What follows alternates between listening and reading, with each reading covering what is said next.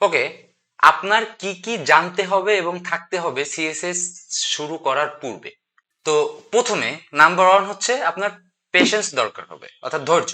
কারণ প্রথমবারে অনেক কিছু বোঝা যায় না, কিন্তু একটা জিনিস বারবার ট্রাই করার পরে সেই জিনিসটা বুঝতে হয়। অর্থাৎ আপনি সিএসএস প্রথমবার শেখা শুরু করলে আসলে অনেক কিছু বুঝবেন না, আপনার একটু বোরিং ফিল হতে পারে, বাট আপনার প্যাশেন্স থাকলে এই জিনিসটা আপনি খুব দ্রুত শিখতে পারবেন। দ্বিতীয়ত, আপনার যে কোনো পাওয়ারের একটা কম্পিউটার হলে হবে, অর্থাৎ ওয়েব ডেভেলপমেন্টে আপনার অনেক পাওয়ারফুল কনফিগারেশন পিসির দরকার পড়ে না।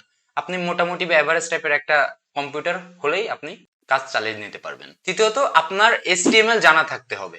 তো আপনার অনেক এসটিএমএল জানতে হবে ব্যাপারটা এরকম না, আপনি মোটামুটি পরিমাণে এসটিএমএল জানলেই হবে। আপনার যদি এসটিএমএল জানা না থাকে, আমি উপরে আই বাটনে এবং নিচে ডিসক্রিপশনে হচ্ছে এসটিএমএল এর ইন ডিটেলস টিউটোরিয়াল তৈরি করা আছে, আমি সেটা দিয়ে দেবো, আপনি ওখান থেকে দেখে নেবেন। আর যদি এমন হয় যে এসটিএমএল আপনি অনেকদিন আগে শিখছেন বা একটু এসটিএমএলটা আবার একটু ঝালাই করে, অর্থাৎ একটু রিপেয়ার করে আপনি তারপরে সিএসএস টা শিখতে যাচ্ছেন, তাহলে আমার এসটিএমএল এর ক্র্যাশ কোর্স আছে, আমি সেটাও লিংক এবং ডিসক্রিপশনে দিয়ে দিব।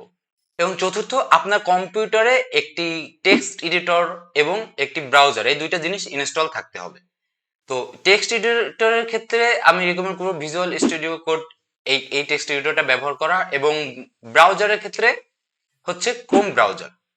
এই দুটা হচ্ছে আমার রিকমেন্ডেশন ব্যবহার করা, বাট আপনি চাইলে যে কোনো টেক্সট এডিটর, যে কোনো ব্রাউজার থেকে আপনি হচ্ছে আপনার শেখার কার্যক্রম বা আপনার কাজ চালিয়ে নিতে পারবেন। So let's start learning CSS.